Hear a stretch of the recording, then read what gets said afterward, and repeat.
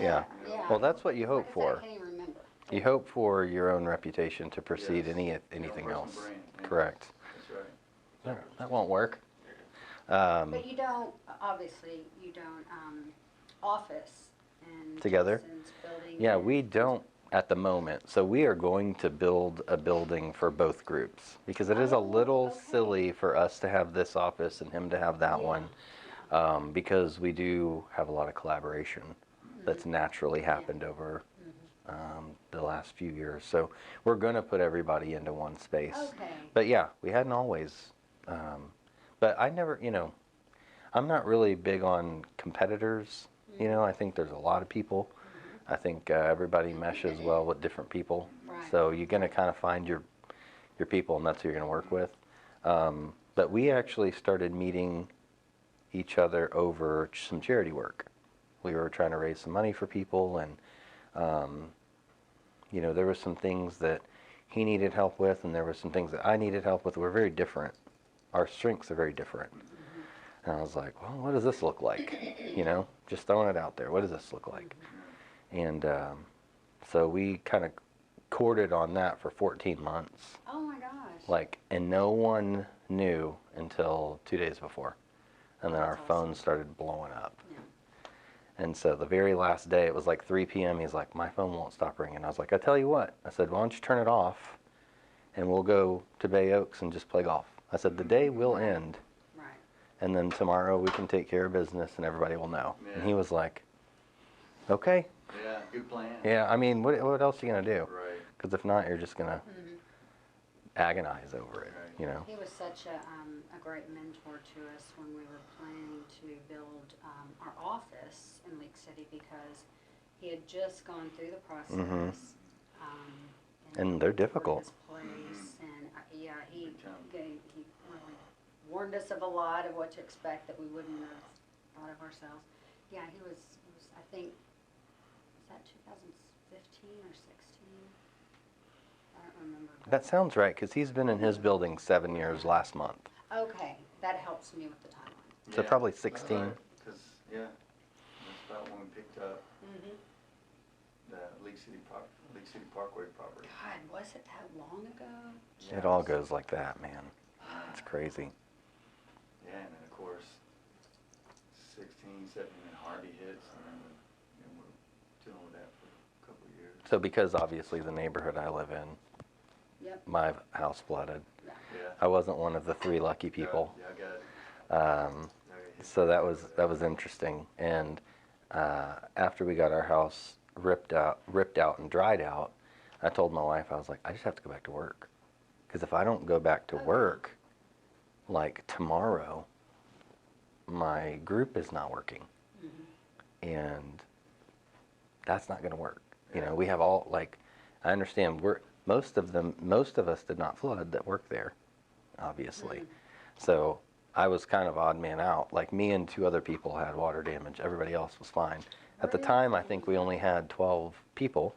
But those 9 people need to go back to work. And I knew that they weren't going to until I got there. Because we were all helping people, right?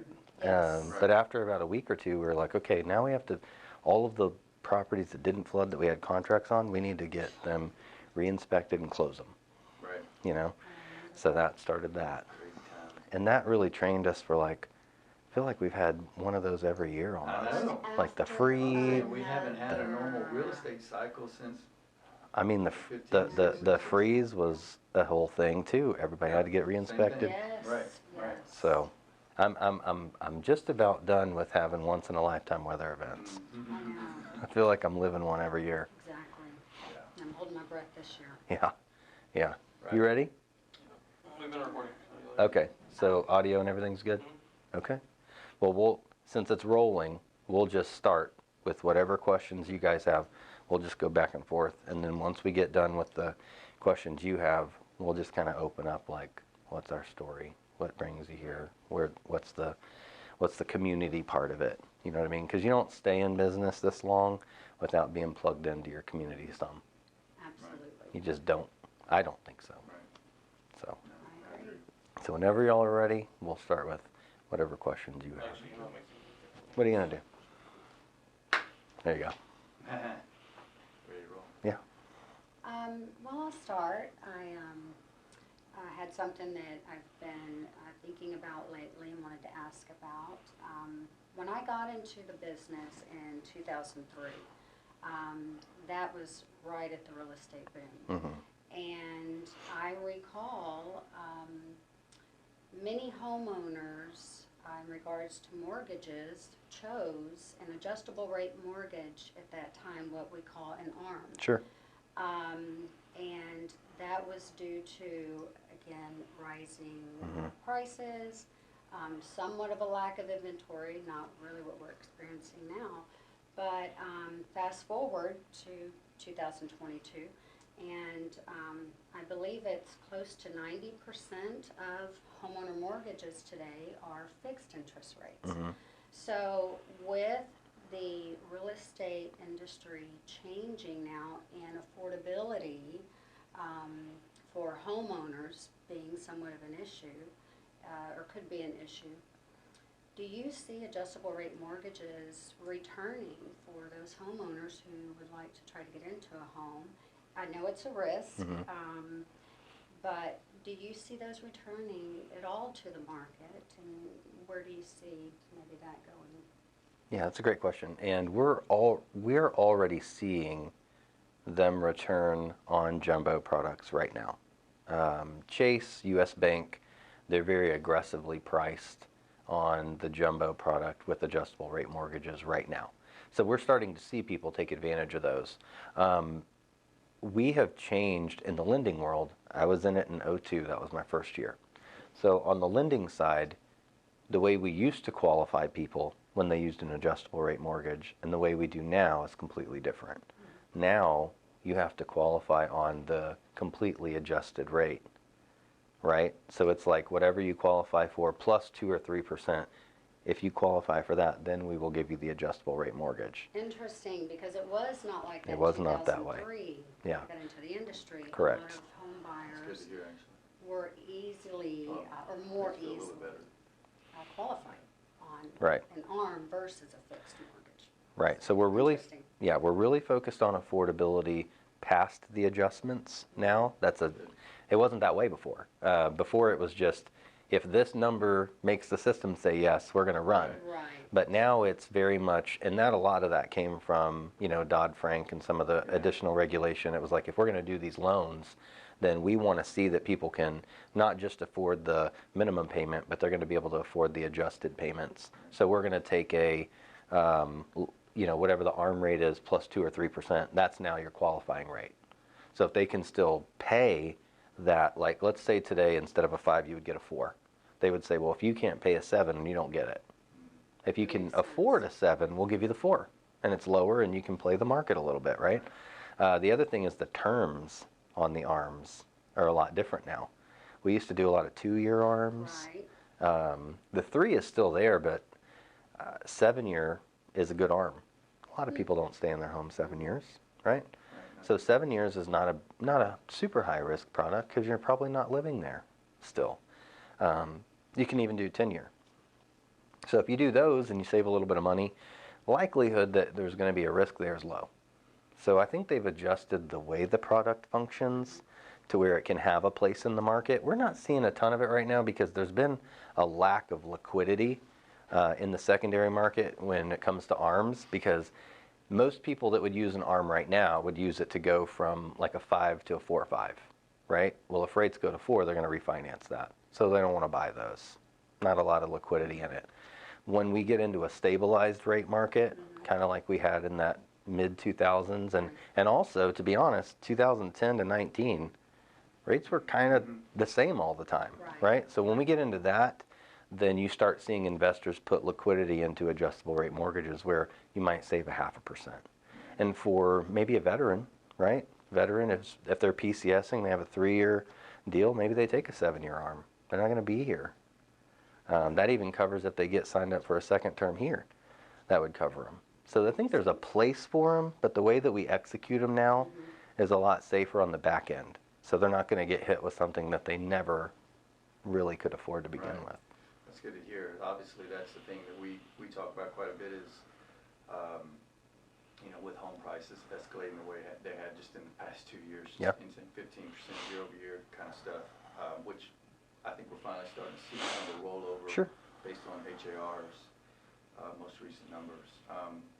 But you worry about, we have this huge millennial generation, and they're all home buyers now, or want to be. Yep. But obviously never having owned a home, I think they have in mind the price of the home, and they can kind of, that's what they kind of fixate on. I'm thinking back to us when we first bought our first home. We were just all drilled into, okay, what's a monthly payment? Yeah. What's monthly payment? What's monthly, can't afford it? Yeah.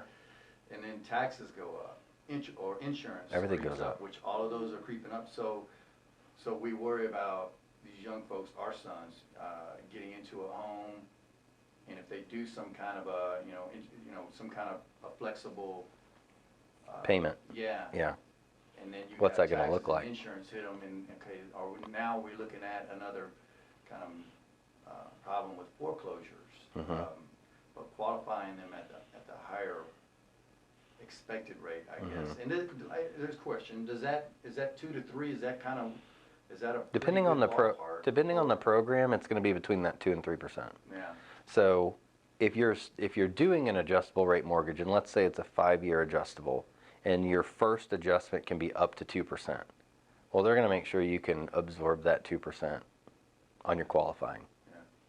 And the reason is that gives you a whole year to refinance, right? If you have a 2% adjustment, you can afford. We know that you can afford that, and likelihood is if it's a 5-year adjustable, by year 6, likelihood is that your earnings are better. Potentially, your debt load is more manageable. As we get older, most of the time, we're managing our finances a little bit better. So the idea is that you would be able, if you could afford it then, you should definitely be able to afford it Right. 3 to 5 years from now.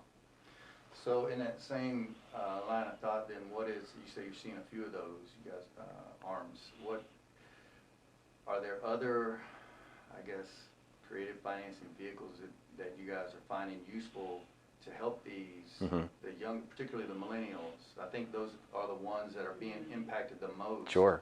And being pulled out of the market because they have so much competition between, price escalation, these huge institutional money coming in and buying up entire freaking neighborhoods. Yep. And then of course, these, I call them rogue states that basically went locked down Transient. forever. Yeah, and so Transient they buyers. lost a lot of population. Yeah. Who have, we've been so blessed here in Texas, we still are. But obviously we're shouldering now. Sure. We're seeing the repercussions of all of that. Of the money. Yeah, and so what does that do to those those first-time home buyers? What are you guys using to help get those folks into properties, or is it, how do we help them, I guess? Right. So two Such a things. challenge. Yeah. So 2 things. I don't think we can help them on price, Yeah. because if history tells us anything, prices might get stagnant when rates go up. Do we think they will go down? Maybe not. Probably level. And if rates go back down, we expect them to probably start to go up again for price. So the most difficult situation for our current group of first-time home buyers, which is one of the largest groups of home buyers ever in the history of the planet, is you have to understand 2003 you start, 2002 I start. We've seen 6, 7, whatever. A 24-year-old home buyer has only really seen rates at 3 or so. They've not experienced anything other than that. And it's hard to tell them that rates have only been in the 2s ever in the history of mortgages for 18 months, and we just lived it. Yeah, it's insane. And they're really not supposed to be there. Right. They don't deserve to be there. That was 100% a please don't collapse the economy measure. So a return, my rule of thumb is 4%, right? If you have 4% rates, 4% unemployment, and 4% appreciation, things just kind of run, okay? So when we get there, you have to be prepared to pay 4% in interest. One of the things that I think right now, in this moment, and we're talking August 2022, I think there's an opportunity for buyers where you have a little bit less competition. I think we have a little bit more inventory. And if you can stomach a high 4, right, the rates might come back to us. I don't think they're going to be that low. but I think the rates could come back to 4 on the other side of whatever our recovery is. And you can always fix that. But when they go back down, prices are likely to go up. We can never go back in time and buy the house for less, right? So one of the products that we've used, and it's really an old product that just recently has had a new purpose, and that's not a permanent buy down, but a temporary rate buy down. So it's not an adjustable rate because it's still fixed. But let's say you are a brand new homeowner and you qualify for a 5% rate. There are some homes that are having price reductions or improvements. So if you target homes that are sitting a couple of weeks and have price improvements, instead of taking a $10,000 reduction, which is only going to save them $60, $70, you could ask for a seller paid temporary buy down. Okay? It's probably going to net the seller a higher net sheet. So instead of 10 grand, it might cost them 7,500. Okay? You ask the seller for the temporary buy down, and what it does is it mitigates that rate for the first 2 years. So it's still a fixed rate product, but if you qualified at 5, year 1 you'd have a 3%. So it helps them ease into the payment of home ownership. Year 1's 3, year 2 is 4, and then it's 5 forever. We think by the time you get to 5, rates are probably low enough to refinance. But if every economist in the world is wrong and they go to 8, you still have 5. Right. So you're getting to hedge both sides of the market. And what happens is you don't have to reduce the price, right? Because you're giving a concession instead. So it's likely that the seller net sheet's higher. You don't drive the price down of the neighborhood. And the buyer is saving anywhere from $400 to $500 a month year 1 versus $60, $70 a month for a price reduction. So we're using that product a lot right now on our first-time home buyers to kind of ease them into that payment. Because if you have someone that's like, look, I'm going to wait this out, $70 doesn't get them off the couch, but $500 gets them interested in buying. And right now they've got an opportunity because there's less competition. But again, we're qualifying them on the fixed payment year 3. We're just subsidizing year 1 and 2. So they get to ease into the payment. When you say that's an older product? It's an old they product. come back?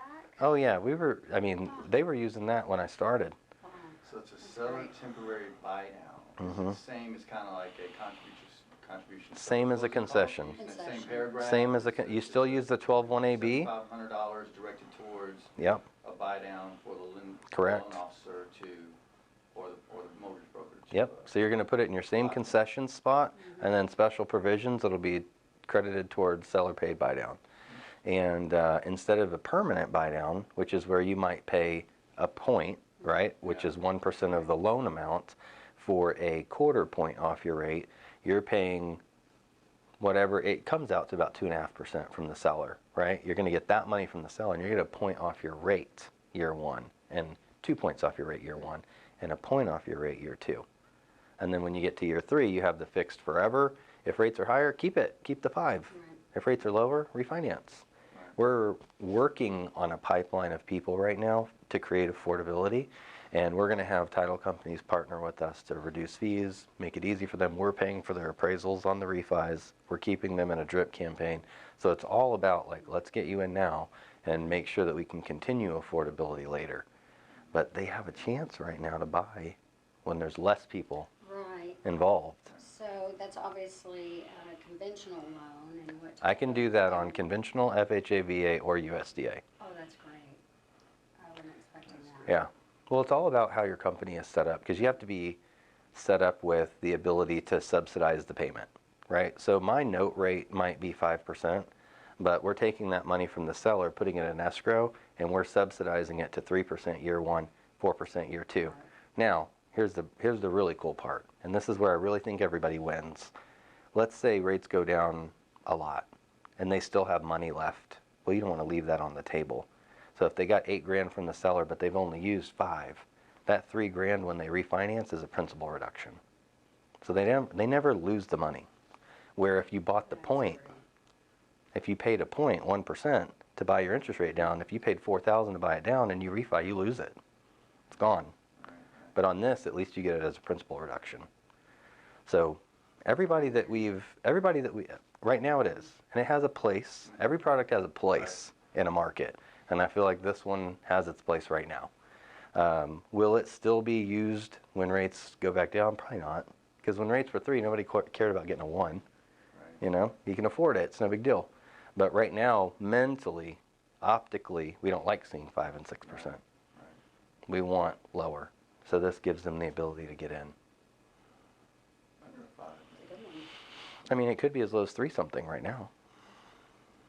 Yeah. Because, I mean, I have given, I don't even think I can say this on a camera, so I'll say it and then I'll have compliance look at it.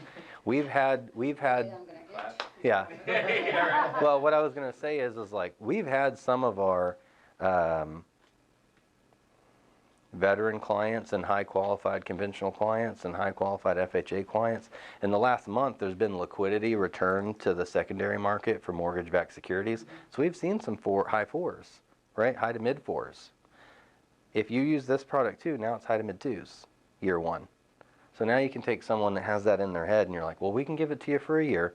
Then you go high 3s, then you go high 4s, right? But you're going to stair step with me. And then it's for forever. Or if it goes lower than that, you do the refinance later. Yeah. So, I mean, it still can be extremely competitive. That saves them a ton of money first 2 years. So why wouldn't a second home buyer or a veteran home buyer use that program, or do they? They do use them. We're starting, it comes through education, right? I'm doing these videos. I'm going to talk to teams like yours every week. No one's heard of it. So right now, I'm this lone ranger out there trying to educate everybody in our market about this product. Well, and getting a seller concession hasn't been the easiest thing over the past 2 years either. Sure, but now if you're targeting, well, or the other thing is, we just reduced it 10 grand. Okay, well, how about I offer you 8 over where you are now, Right. and you give me that concession? You just reduced it. Yeah. It's the same thing. I mean, you know it's the I same. get it. It's money here, money Yes. here, Right. right? Right. So that seller, if you're already from 330 to 320, if I give you 328 and you give me the 8 back, it's the same. Mm-hmm. And So you educate can your target those. buyers Yes. on not necessarily You target. targeting that hot property that hit the market this morning and they have 6 or 7 offers. And I think in 30 to 60 days, when they're starting to do their searches, we've got to get rid of the stigma that if it's been around 8 days, there's a problem with it, Right. right? So we're starting to Absolutely. we're starting to get to that point where We people are. are like, well, it's not that, it's just a normal real estate market. Right. We're now back to what we like to call reality. Right. And, you know, the last 2 years were great, but selling your home in Sustainable. 4 hours with 70 offers is not where we live now. But there's still a market, there's still an established market, and I think it's still very strong Mm-hmm. in our area. But things are going to garner the price that they should, not 50,000 over. And the other thing I would say to a millennial buyer is, would you rather pay 50,000 over at 3% or the current price at a high 4? If you do the math, you would not break even for 9 years. So be competitive in a market that's probably lends itself a little better to you. Right. Good point. Good information. Good stuff. Any other questions from you guys? Have you ever heard of that product? No. No. Everybody I talk to has never heard of Doesn't it. have a name. It's Like just, said, it literally is just called a temporary buy down. Buy down. And you can use it on conventional, FHA, VA, or USDA. The whole trick is, it only makes financial sense if the seller pays for it. That has not been an option the last 3 years. So now that we're transitioning, Yes. this has a place. It's Yeah. got a powerful place. That's great. That's great to know. It has a powerful Have place. you guys, I don't remember where we heard this, maybe I read it somewhere, that there's, now, and I don't remember the term, was it a 40-year or what, but extended beyond 30?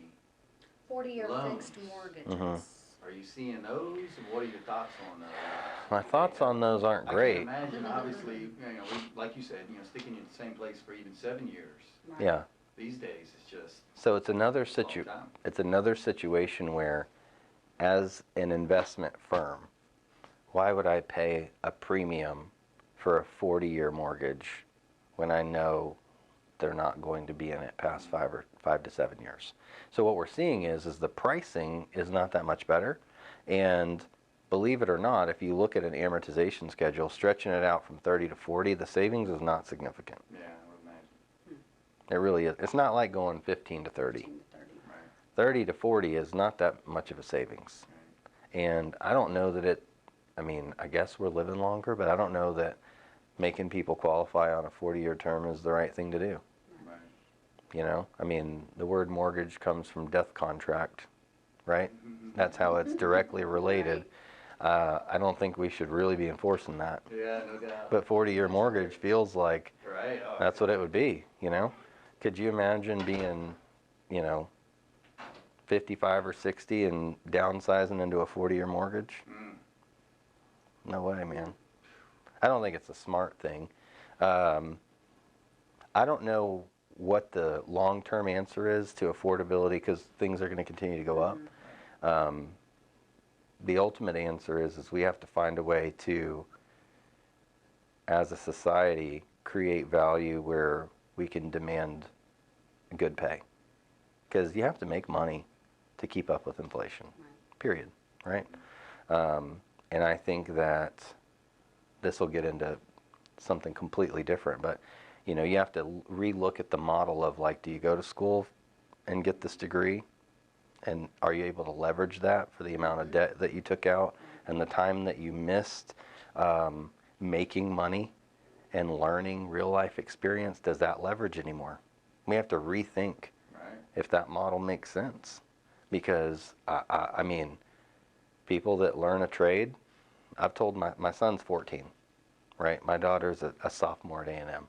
My daughter is made to work at a company, okay? Yeah. She's studying zoology. She wants to work with exotic animals. She loves it. She'll be able to do that and provide, right? My son is different. My son has an entrepreneurial spirit. I love it. And what I've tried to tell him is, I said, son, the only way that you're going to be able to provide for you and anyone else that depends on you is you have to learn a skill. And it doesn't matter if it's with your mind, your heart, or your hands, but you got to become extremely good at something that you can leverage so that people need it. And if you can make it something that's fun at the same time, great. You know, try to do that. But we've got to rethink that whole model, you know. And it's tough. I never thought I would tell my 14-year-old, like, look, if it's not for you, it's not for you. But you got to learn to do something. But that's... In the short time, you know, we do the same thing with our boys. You know, we send them to Texas Tech.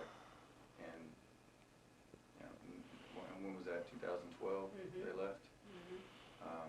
So not long ago, just within the past 10 years, but my perspective's totally changed. Yes. I don't know if you can leverage it anymore. I don't know if you can, when you look at ROI, the ROI on university studies is not what it used to be. Used to be, and some of it is because of cost, Exactly. right? Yes. When it was $5,000 a year and you spend 20 to go make 65 year one, that makes sense. Right. But when you're paying 25,000, 30,000, 40,000 a year, you never leverage it out. That's right. And then they get into student loans that are a whole nother thing. And so, you know, we're trying to make sure that we don't want our kids to graduate with student loans, if there's any way that they can avoid it.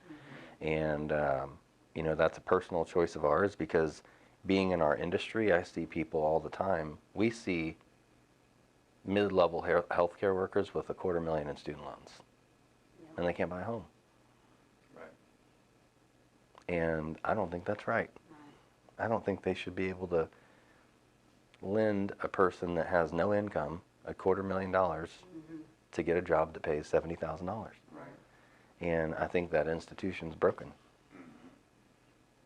I think there are a lot of Americans and families revisiting and having this discussion for those same reasons. Well, what's difficult is when, you know, usually most families, some are blessed with more, but most families only get to have 3 generations at a time, right? So when your oldest generation had a way that worked, and then the middle generation is where it started to change, and then the youngest generation, it doesn't work. It's really hard to have those conversations because, you know, you're only 2 generations away from things changing completely at any time. Ideologies, anything. So when the whole game changes in 2 generations, it's hard. It's hard for us to be like, well, that was good for me, but it's not for you. And it's even harder for a child that is not fully developed mentally to be like, well, why is that so? Right. Why was it okay for you and not me? Right. It's a different time. The world is completely different, you know? Moving ever so quickly, more so than our parents' generation. Well, and you our know. generation with technology. You know, it's harder and harder to keep up with how quick things are changing. So I had a question.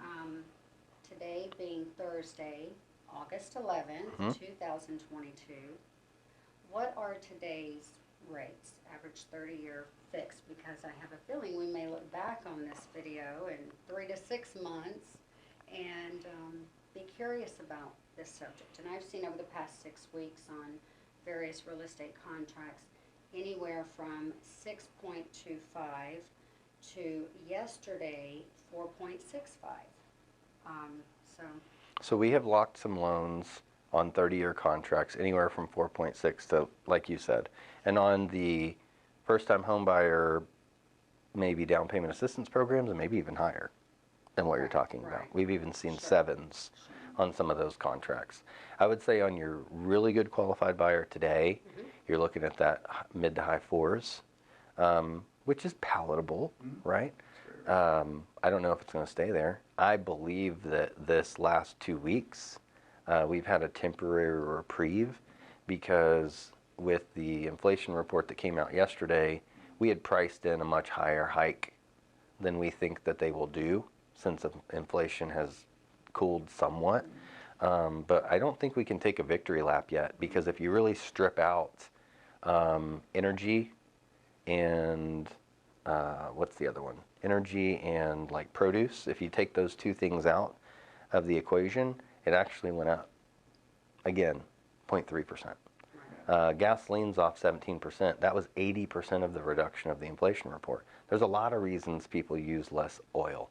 One could be because it's too damn expensive. So if people just drive less because it costs more, okay, it comes down a little bit, right? And that is kind of how economies fix themselves. Now there's more supply because people refuse to pay for it, so now you have to lower the price because you have more. But we're not seeing that in grocery stores yet. Your eggs are still expensive. Eggs, dairy, meat, produce still out through the roof. When we start to see those come down, that's when we know inflation is coming down. We have some indicators now that's showing there's some relief, and because of that, we don't think the Fed is going to act as aggressively. That lets us have a little bit of rate reprieve. right. But if we don't see lasting results on the next report, they could go right back up. So we don't know. I'm not ready to take a victory lap yet on one good report. I would agree. Because you strip some of these things out, like we can see with our eyes faster than the reports can manage expectations, right? I still have to pay $5 for milk, even if inflation came down 2%. Right. So that, to me, it's not there yet. But, you know, you do have lumber 60% off where it was in March. Steel's off 30%.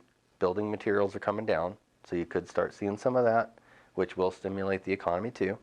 Right. Unemployment numbers did go up a little bit. In the jobs report that we had last week that looked awesome, 500,000, half of those are part-time workers. So when you strip that stuff out, continued unemployment was up by 0.1%. So I don't know yet. I think We got some more to do. Yes. it's good to see something go in the right direction, Right. and I'm hoping it's the first domino. Right. And if it is, great. But I agree, not a victory lap No, yet. not yet. I read recently that the American household debt has risen to $16 trillion in the second quarter, predominantly mortgage rates, auto loans, student debt, and then day-to-day living. So it appears that a lot of Americans are starting to charge credit cards again to find relief in that day-to-day living, which, you know, could possibly affect, again, future housing because debt-to-income ratios change and they are, you know, charging just to live day-to-day. Well, the short-term revolving accounts and auto loans are the first ones to be affected by the Fed rate.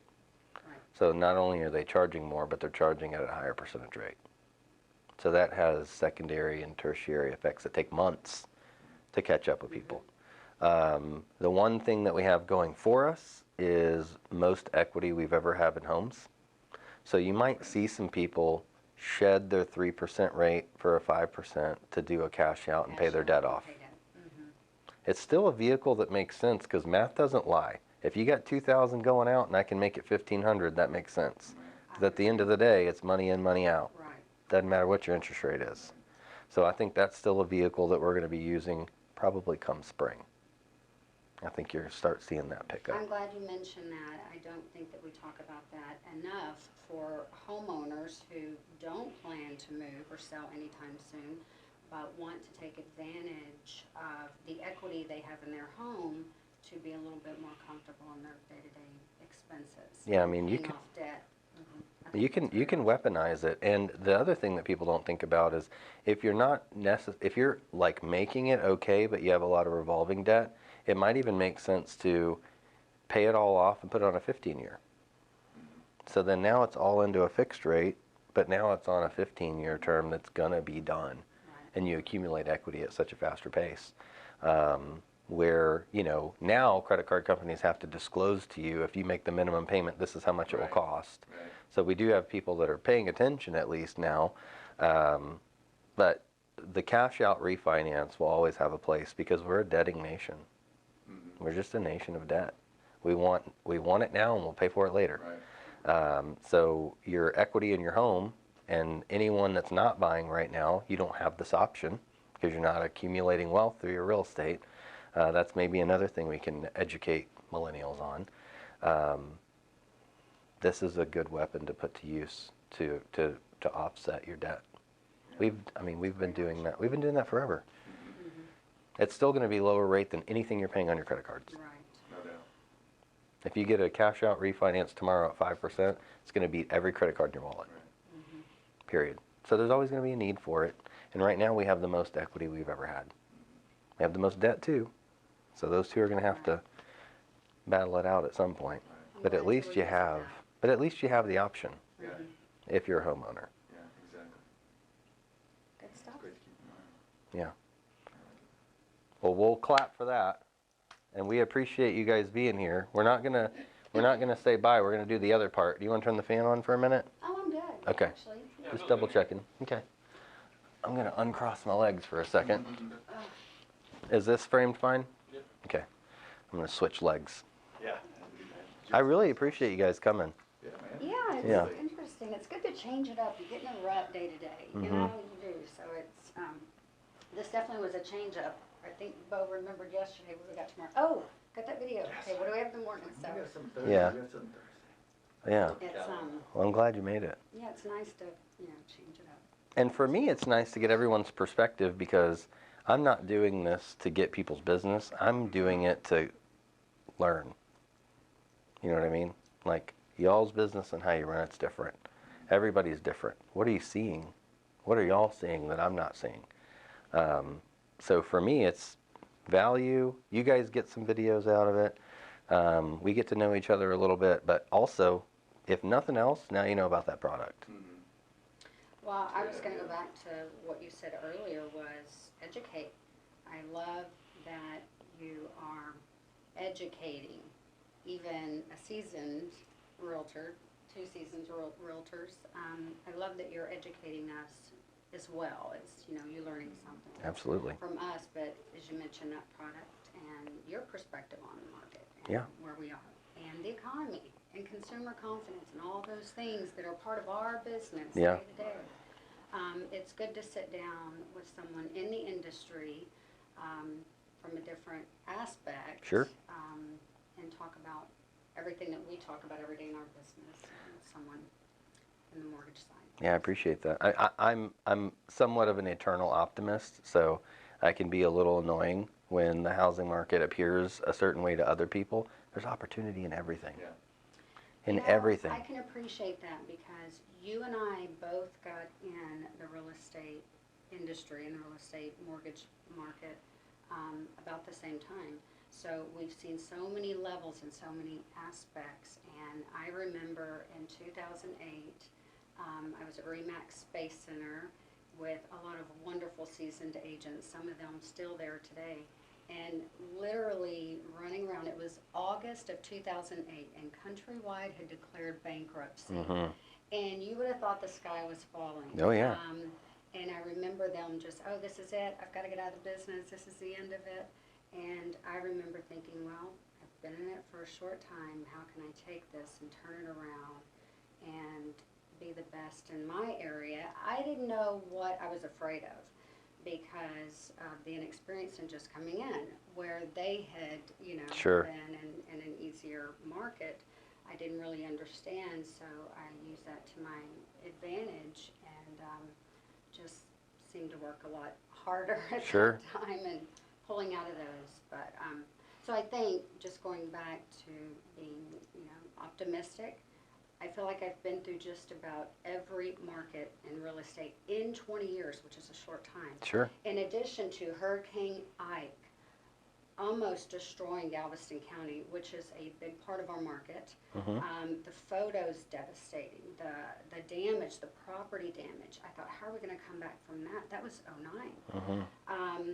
Then we had Harvey in 17, and then the freeze that we talked about. So in between those major events in our local real estate market, then you add, the fluctuation of the interest rates and the economy and the changing of administration and the COVID. consumer confidence.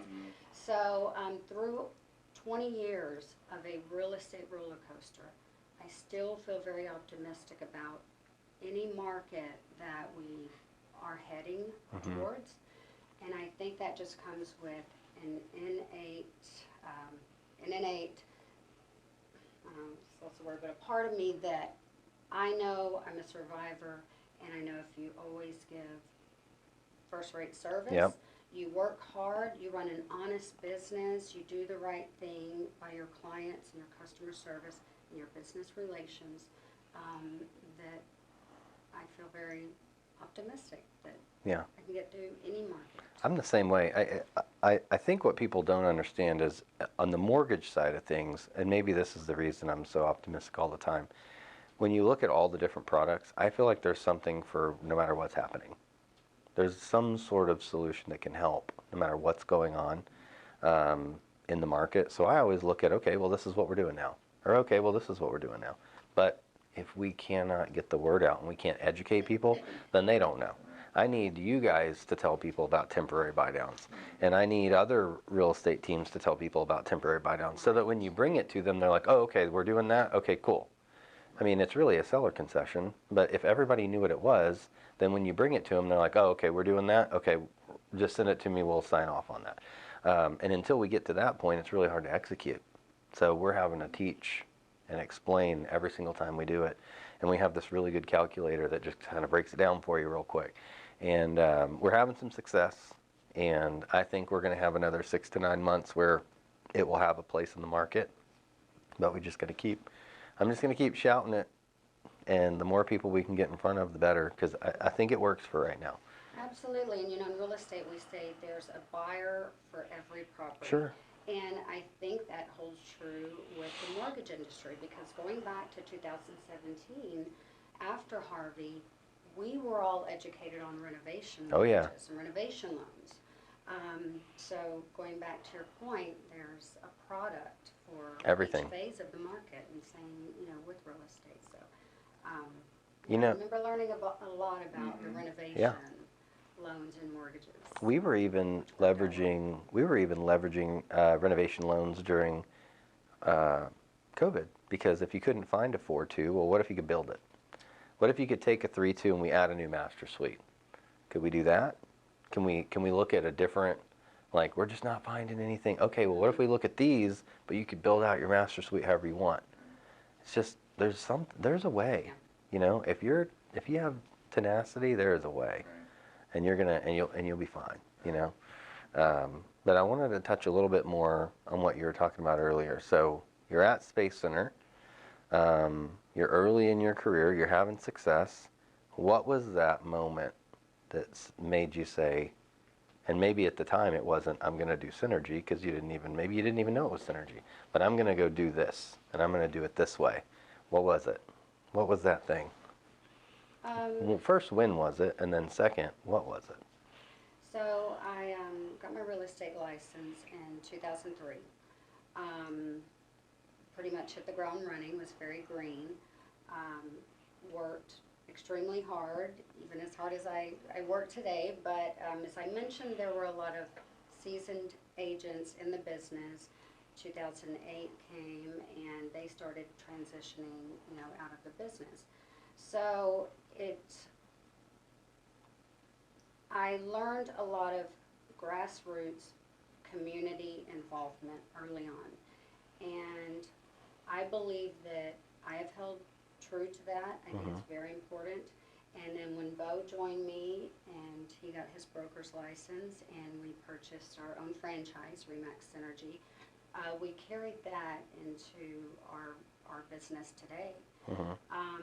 So I think it was about 2010 when I realized, after working 7 years, 7 days a week, 24 hours a day, I realized, I can't be all places all the time to all people and continue to give great customer service. So it was about 2010 that I started thinking about building a team, and I got my first assistant that could handle my paperwork so I could go out and sell more homes. And then about 2012, Beau joined me. He joined my team. He got his license. And then the rest is history, I guess. We bought the franchise. We realized that Remax Space Center was in Clear Lake, and they later opened in Lake City. And I enjoyed being a part of Remax Space Center for many years. I wanted more of a footprint in Lake City. Sure. So when we saw opportunity there, that's when we decided to go ahead and purchase our franchise and open it in Lake City, and that's when Beau joined me. So that's how we transitioned from kind of Clear Lake to Lake City area. A lot of growth and booming down there. So he joined me, and from there he started recruiting team agents and growing the business, while I still focused on what I love, what my passion is, and that's working with clients, whether it's showing property and real estate or sitting across from the breakfast table in a very intimate, private, confidential situation where you really have to listen to the client and find out why they're selling, where they want to go, and everything that's a part of their life for that decision that they're making. So still to this day, that's what I focus on most. And Beau holds down the fort at the office. Yeah. Yeah, the business side of it, which I never dreamed, so I guess my story behind how I got involved, just never, like we mentioned earlier before we were on camera, we just never dreamed, you'd be doing loans, No. mortgage broker or real estate. I knew nothing about the business. So my background was medical. I was a registered nurse, did critical care for about 10 years. While she was launching her, kind of coincided with her. We had twins, and launched a nursing career and launched a real estate career, all pretty much in the time span of about 2 years. So, just jumped in feet first like we always do. But yeah, so I did nursing for about 10 years, and then got into a medical consulting position. I was fortunate enough to try that with a company out of Indiana. So I began training on hospital beds, acute care beds, different products that we sold. And so that was kind of my introduction to business. Prior to that, it's all science. I was just a science nerd and a history nerd, and I loved, just all science. Never thought about business as a registered nurse. Yeah. Other than, staffing scenarios, and cost and overtime. But when I got a taste of business and marketing and sales through the medical device company, that's kind of where my ideas started to change a little bit, and my kind of goals. Now, it was a great job. I loved it. It was cush. I could train. I had this kind of small triangle that I traveled, pretty much all of Texas, a little bit of Oklahoma. And so you go to the hospital, I'd work with the nurses who I was familiar with, and it's just a great job. but that's when '09 or 2010, I guess it was 10, when things just, the brakes, you know, hit the economy, and all of our positions were let go. All the clinical consultants, there were 30 of us nationwide with this particular Fortune 500 company. And they released all of those positions. They're scared just like everybody else, so they're clamping down, tightening up. So and that's, believe it or not, I mean, her business is still growing at that time. I think she had, looking at her numbers, she had one hiccup, Rookie of the Year, by the way, she didn't mention that, Remax Space Center. And she ramped up every year. I think '09 was the only year that it was flat. And then 10, you know, continued up and on, and then it just, when we became a team, it doubled. But yeah, she was, I would say it was out of a necessity, you know, that we became a team. Because, I mean, I still to this day don't know how she manages what she does now. But even back then, the caseload or the client load that she could manage, of course, those were the times when she'd literally be on her computer in wee hours of the morning, Oh, yeah. 3, 4 in the morning, and then, you know, back at it at 8 or 9. So naturally, she needed help, and it just kind of fit, the timing was right. You know, I was in a transition. I knew I didn't want to go back to the hospital. I was 40 at that time, and you know, starting in a critical care or a hospital when you're in your 20s, it's a little different than in your 40s. You know, it's just a different game. Yeah. And just being gone that 5 years in the hospital, so much had changed technology-wise. Sure. You know, I remember taking a full page of notes on just trying to discharge a patient from the unit versus before, you know, I mean, it was, you know, you just do your basic things. Well, now you have all these different steps, and so it was a different game. So I knew I didn't want to go back to that. Sales were still, those positions were hard to come by. You know, companies weren't hiring. And I liked the marketing and advertising stuff, so started doing some stuff with her on, you know, filming and videoing properties, get a camera and a mic, and we go play around and do these 5-6 minute long videos. It was fun, and I enjoyed it. And I had time to do that when I was doing sales. So I could do some fun stuff with her. But yeah, so that we decided in 2012, let's just go for it. Yeah. Let's just go for it. We have nothing to lose. All in. We have nothing to lose. I mean, the business was there.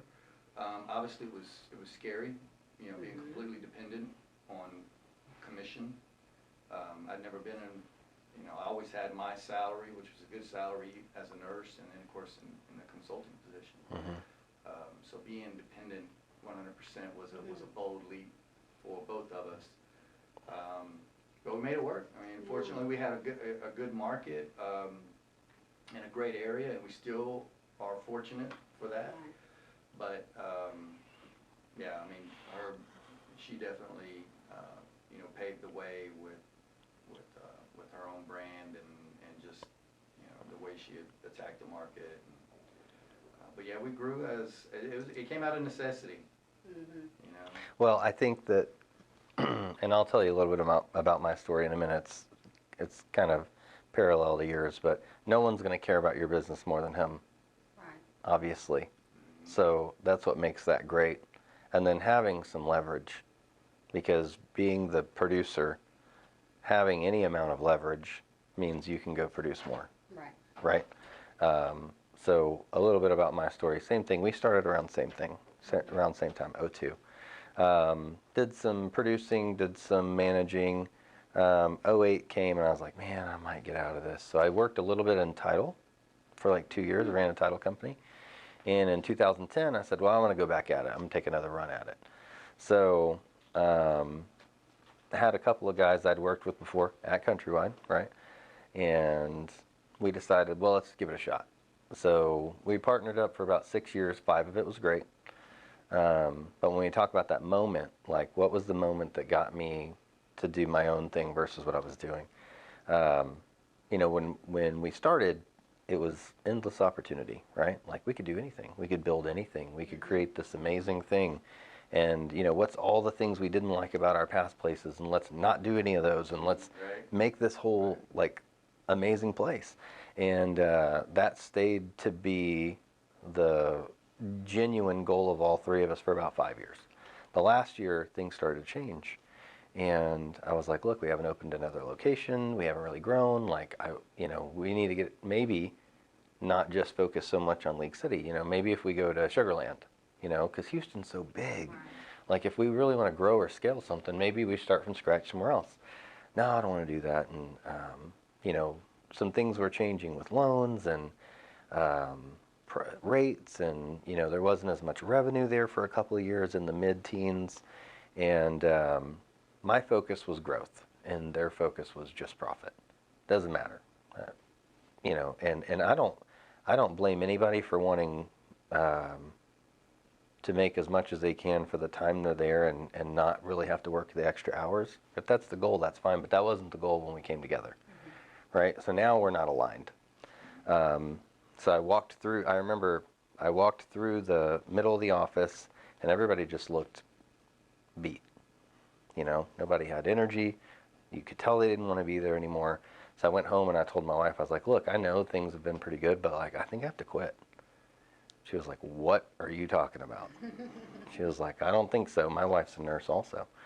She was like, no, that's not going to work for me. I was like, well, okay. So, like, a month later, I came home. I was like, now I'm not happy home. She's like, okay, well, then you have to quit. So I hadn't done a loan since 2010. That was 2016. I didn't really know anyone. I'd been doing operations because I'm an operations person.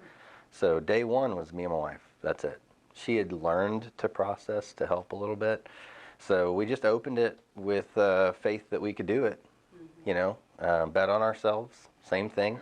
She started nursing less and less and helping more and more. Right. And when we finally got to a point to where she didn't feel like it was necessary for her to work here, she's like, I'm going to go back to what I love, which is being in the OR. She's an OR nurse. She's like, you're fine. But yeah, that was the story. And now my biggest thing is making sure I don't ever lose sight of that, making it a place that people want to be. So as a leader, like every leader has their thing. Like with your group, I'm sure there's something that you're like, no matter what, we're going to keep this part of our culture strong always. And ours is just, for me, it's if this isn't absolutely the place you want to work, I'll help you pack your box. Absolutely, that's right. I'm the But same way. but I will work my ass off to make sure it is. And we've had very low turnover. We've had good growth. We have across Houston, we have 8 offices. We got about 120 people, and we hope to do 500 million this year in loans. Year one, we did 30 million. That's awesome. But, same thing, grinding, leverage, finding the right people. Not everybody's a perfect fit. We've had some come and go, but for the most part, we've learned to find the ones that are the ones that should be here. Right. That we're not for everybody, Right. but the ones that we do think should be here, I think we've got them here. And that's been a good formula for us. But you'll never see any of that anywhere. Like we're not the bragging type. We're telling a story, so I'll tell you. But we'll never post that. We'll never talk about that stuff. We'll talk about community work because we think that everybody should give back to their community, and we're real big about giving back to our community. We have 2 big events every year that we do. One is the Realtor CE for veterans. That's a big fundraiser for us. And then we do our golf tournament every year in October, which that's grown too. And one of the things that you mentioned that I'm going to touch on, one of our businesses is we have a commercial construction business that does the pneumatic tube systems for hospital pharmacies. Yeah. So when you were doing nursing, you had the medicine chest Yeah. or locker, Yeah. right? I don't know why it took so long for them to figure out, but pills come up missing, when it comes time for giving everybody their dosages. Right. So now all these hospitals are either building with a centralized pharmacy or they're retrofitting the centralized pharmacy where they have, like when you go to the bank and you send the thing up, Right. that's how they get, The meds. you send down orders now, they pre-package them and they come up through that. Right. So you only get exactly what's supposed to go out to the patients now. So when you were talking about things changing, that's one of the things I thought about. I was like, yeah, I mean, I can't believe it worked that way for so long, Oh, yeah. you know? And there's a lot of that stuff, you know, licenses changed. Everything's so much more regulated now. It's just, you know, you have more to lose, obviously. Yes. So, and that's the same in our business too. You know, you guys have Trek, we have Texas SML, Savage and Mortgage Loans. Like there's a lot of risk Right. to what we do. Not if you do a good job, but, you know, the reputation over time, if you continue to do a good job and pour into your community and treat your customers and employees right, the rest kind of works. But It does, and I think it's important to stay in line with your beliefs, your convictions, and what works for your business. And I remember when COVID hit and everyone was, staying home.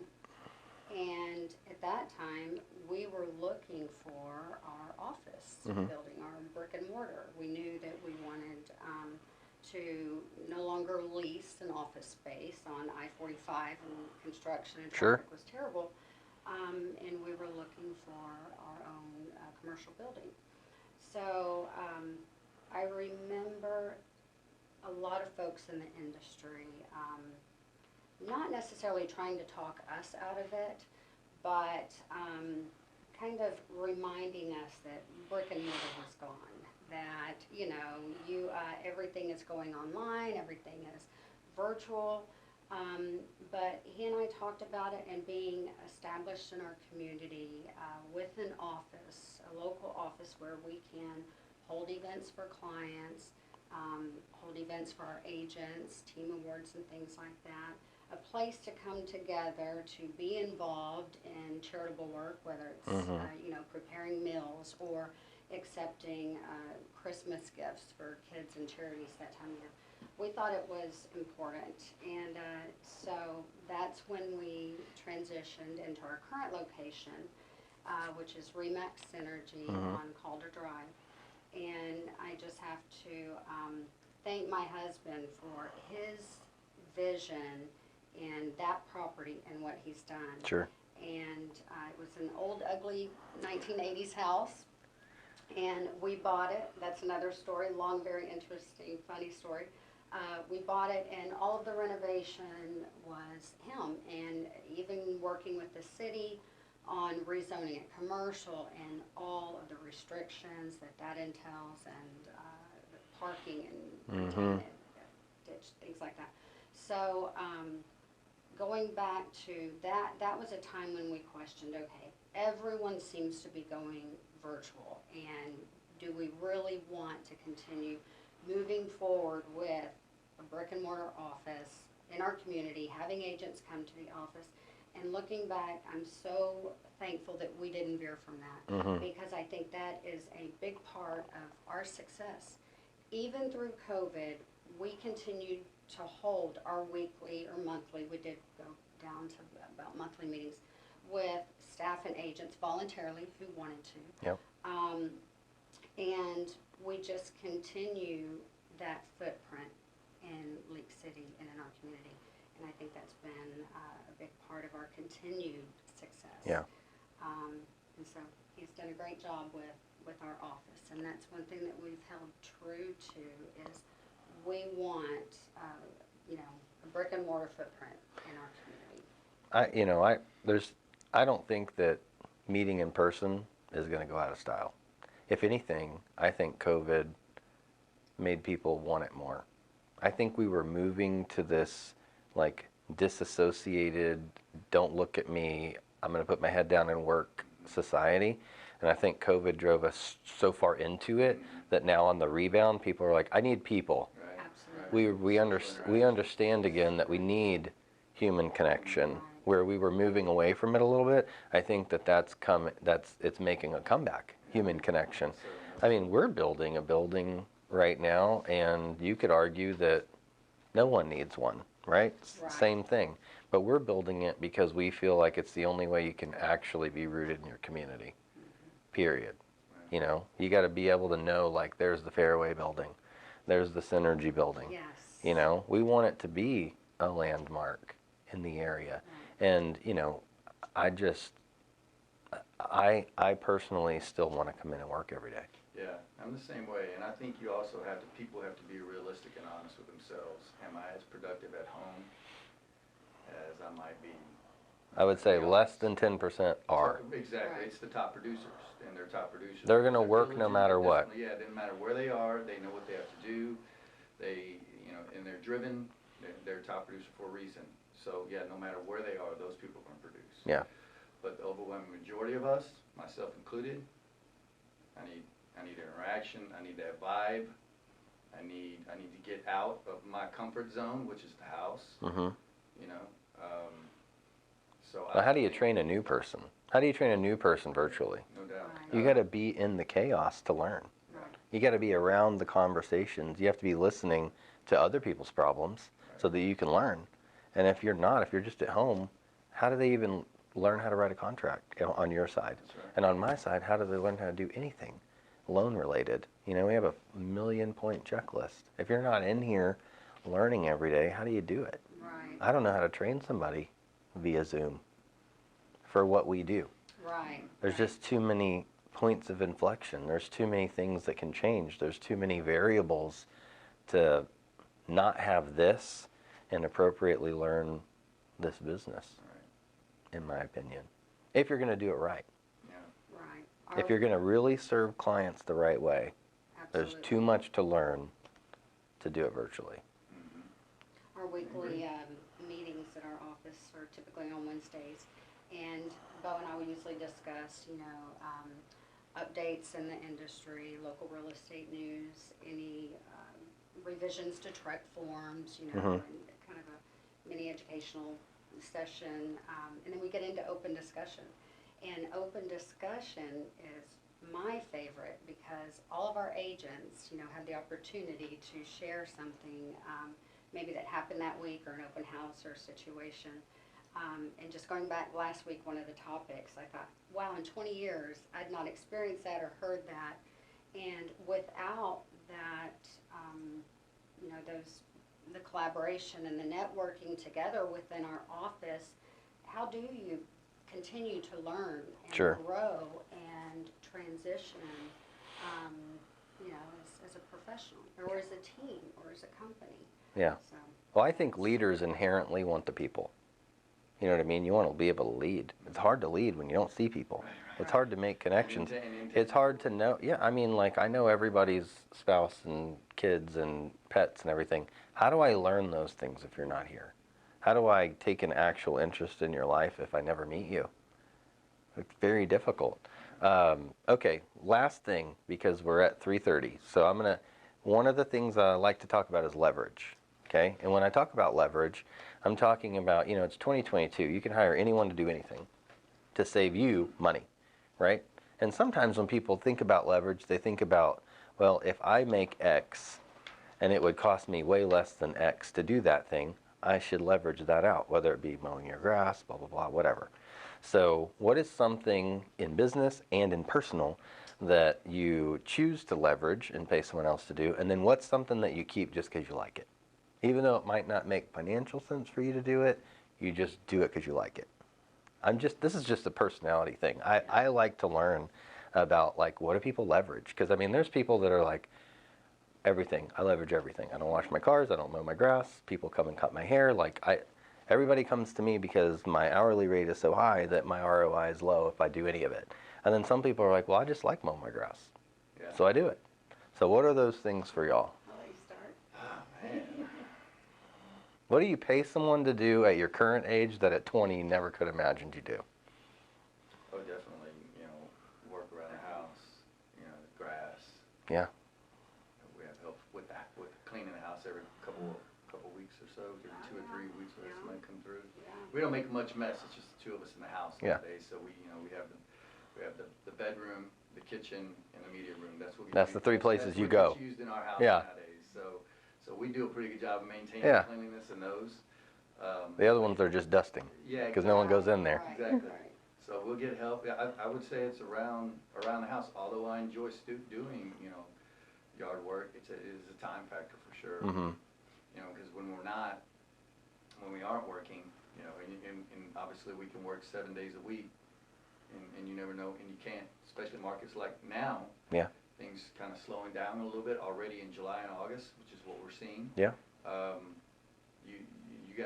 You have to work, whether you got plans Saturday or Sunday or not. You got to work. You got a call come in, you're taking the job. Yeah. So yeah,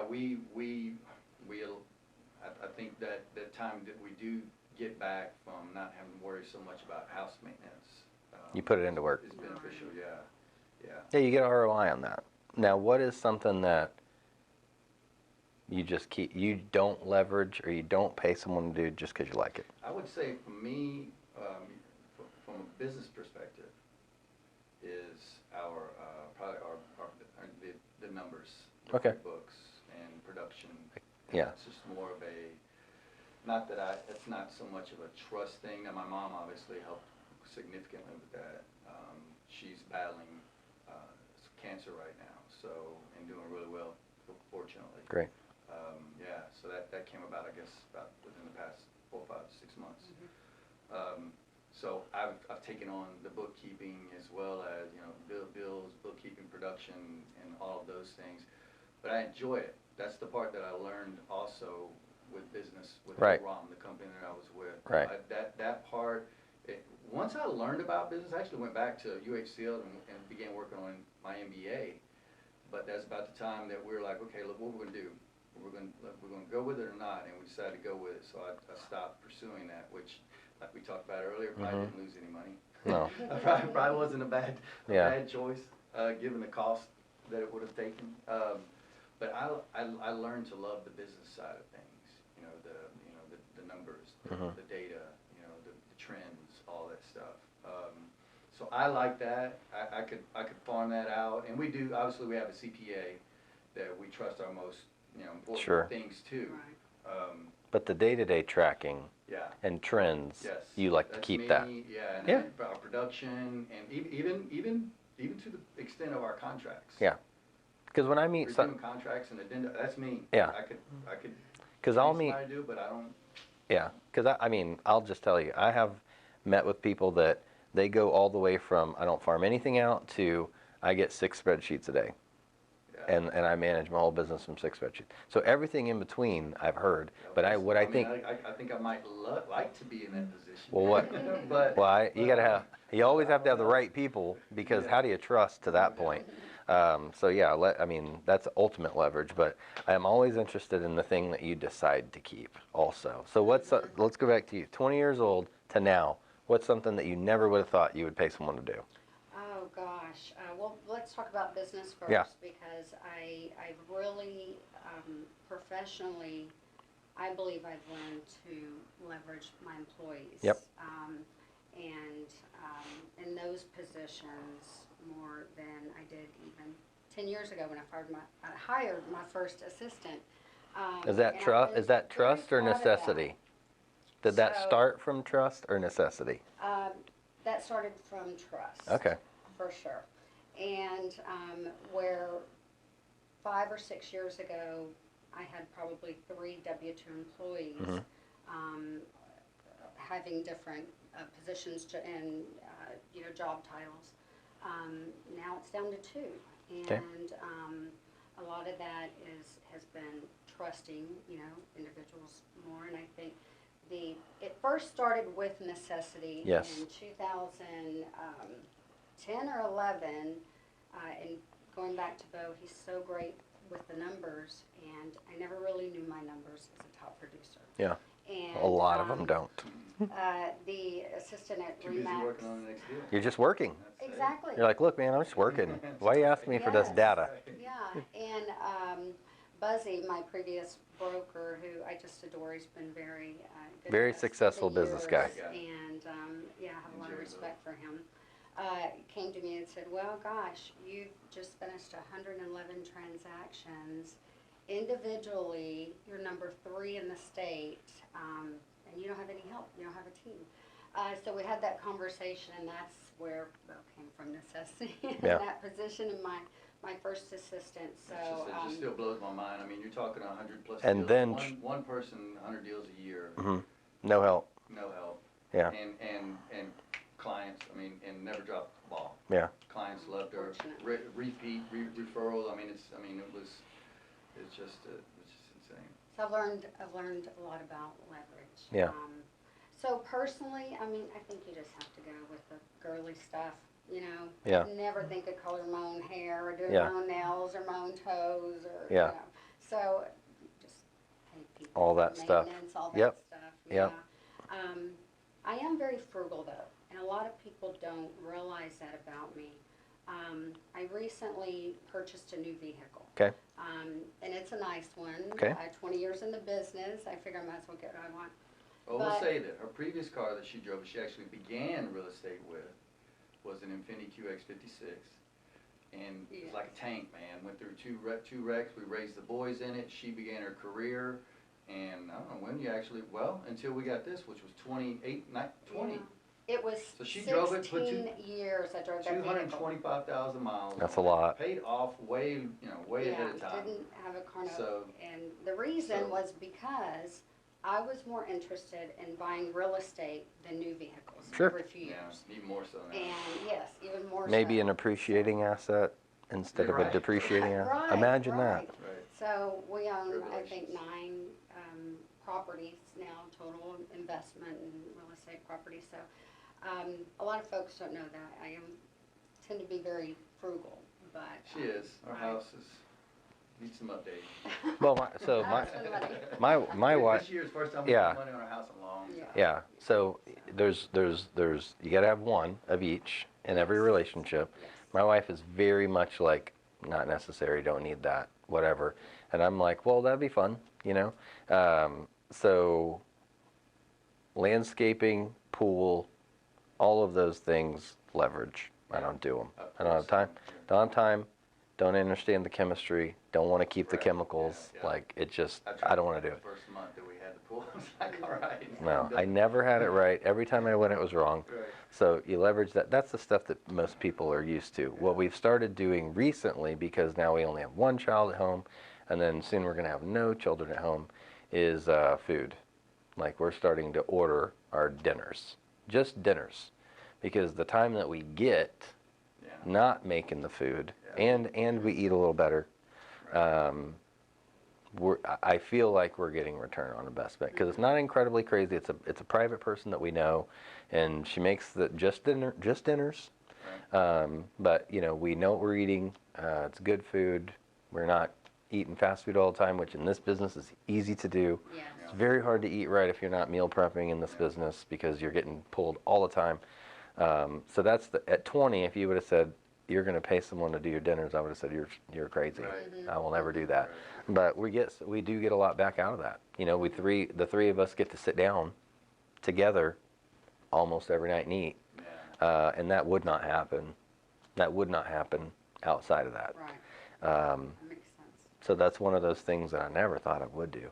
And then the things that I keep are really weird, because I'll just decide, like, I'll do that project, and it's probably going to cost just as much as I would have paid the person, but I'm getting enjoyment out of doing it. But I'm such a perfectionist that it probably took 3 times longer. Right.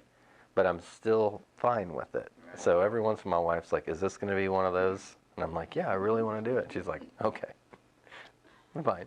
Let me know if you run into problems. I get that, too. But I just get one, I'm like, I think that would be fun to do. Right. You know, and she's like, great. It's Right. going to happen 3 times longer, Yeah. but it will be better. I will take the time to make sure it's perfect. That's right. There's something about just pride in completion. Sure. And seeing a project Yeah, through. getting it done you know. yourself. Yeah. Yeah, we get that. We've Yeah. been in the same home for 20 years, 21 years now. So we've done a lot of those home projects. Some we leveraged, and others we did ourselves and learned a lot. But yeah. Yeah. Through real estate investing, I mean, you learn a lot, right? You learn do's, don'ts. Materials don't have to be crazy expensive. You don't have to be married to Brazilian cherry. Right. Yeah. You can put laminate because you can change it. It's not Right. that big of a deal. People still do Brazilian cherry. Not anymore, but you know it. You and I get the reference. remember, The people right, in this room exactly. get the reference. Yes. but I remember the Brazilian. it had to be this thick, and you had to be able to sand it 15 times, and yeah, that's what they created quarter round for, I think. But Right. I'm just saying. But yeah, I mean, you don't have to be married to anything. Everything's changeable. But, Yep. and trends go so fast, you know. Yes, yeah. We painted our cabinets. Now we're not sure we should have painted our cabinets, or we should paint them a different color. So I mean, it's always changing. Always. And if you do flips, you end up liking their kitchen better than yours. You know, you finish one and you're like, my kitchen sucks. This kitchen is so nice. My kitchen is terrible. And you're like, well, we can't do that every single time. You know what I mean? But Yeah, we can relate to it. Yeah, we can. That being on different pages, we've updated most of our home except our master bathroom, and that's because we just can't agree. So it doesn't get updated. Yeah, by the time we get someone agreement, styles change. Yeah. Trends change. So that's You guys do the- last room in the house you that's guys not been you guys do the Pinterest boards. Like I like these I do, pictures. And I get, just like any other social media, I kind of get lost with it. Yeah. It Comes becomes a around little with it. overwhelming, Well, and I can't make a decision. If you Yeah, haven't I jump on there every now and then. There's some great stuff. if on you it. haven't remodeled your bathroom in like 20 years, your fixtures might be coming back. Oh yeah. I'm just saying. I think your see that. fixtures might be coming Yes, back. Yes. Yeah, because we're starting to see all kinds of crazy stuff. Yeah. And we see so many appraisals. I'm like, what is going on here? Mm-hmm. You know? And then you walk into you walk into some of these and they're just showstoppers. You're like, Yes. this house is incredible. And it'll probably still be out of style in 4 years. Yeah. Yeah, that's right. And you can spend so much money on it. And it's just Yeah, they do change fast. Yeah. Things change so quick. And fast. remember, I'm frugal, so. Yeah, so you're like, he wants not to be in our happening. master bathroom. Yeah. Some more I'm change. like, oh, we can get away with this. Yeah. Yeah, it does. But we've made it 31 years of marriage and 28-year-old twin sons and our first grandson now. Twins are my wife is a twin. Runs in her family. Yeah, my wife's a twin. And we are having our 20th anniversary in 13 days. Congratulations. Thank you. Yeah. We'll officially have been married longer in our life than we haven't. I remember that. Right. Yeah. I remember This that. is the year. This is the year that it teeters for us. So Yeah. we were early too. We just together from a very young age, and it doesn't always work out for people, but you know, she's a really great partner. That makes it a little easier because you know, it's not, you know, a lot of people call it quits, but she's an amazing support person. Like every dumb idea I have to risk everything, she's okay with it. And you know, without that, it's always the pressure is in the back of your mind if it's not the level of support that she gives. So I appreciate that from her. I can totally relate, and I think it's the heart of a nurse. It must be. It's the heart of a nurse. It's a caretaker's Yes, heart. Yes. Yeah. It's taking care of Maybe me. so. Maybe it's kind of like, man, it's really not that important. I mean, we're talking about life and death here. Right. Which is from a nurse. It is. You're you like- said that You're like, every before. time I'm doing something, it's someone's life, and I'm like, I don't know if I should take this business risk. And you're like, who cares? Yeah. Roll with We're it. dealing with big numbers. Yeah. You know, transactions. Your margins but- change. Yeah. Yeah. Yeah. And The it does. decimals change. Affect it Mm-hmm. Yeah. just a little bit. Still playing the same game though. He is reminding me that Yeah. sometimes, yes. Yeah. Well, I appreciate you guys so much for coming. Good stuff. We enjoy It's it. always fun to dig in with a new person, and I loved hearing your story. And anything that we can do, if you want us to jump on and talk about that one product with your team, we're happy to do it. Just because I want to educate people on that. And when we have this stuff ready for you, we'll get it sent to you. But I really appreciate it. Well, we appreciate you. Got a lot of inviting us. parallels. Yes. Sounds like It's really yes, cool. We do. Yeah. Yeah. Yeah, we appreciate you having us and the opportunity, and I feel like I learned a lot today about you personally Yeah. and Right. the business aspect and your products. So Same thing. I enjoy it as well. Yeah, well, it's been cool watching you guys grow and all of your stuff from over here because everybody notices you're paying attention, and you know, we want to get the perspective of people that have been here a little bit. I want to get the new people's perspective too because I want to know what they think. But across the board, you know, I appreciate you guys accepting the invite. Yeah. Means a lot to me. Yeah. It's an important project to me, so I appreciate it. Absolutely. Very Yeah, much. We're happy to be a part of it. Yeah. Yeah. Glad you guys thought of us. Yeah, absolutely.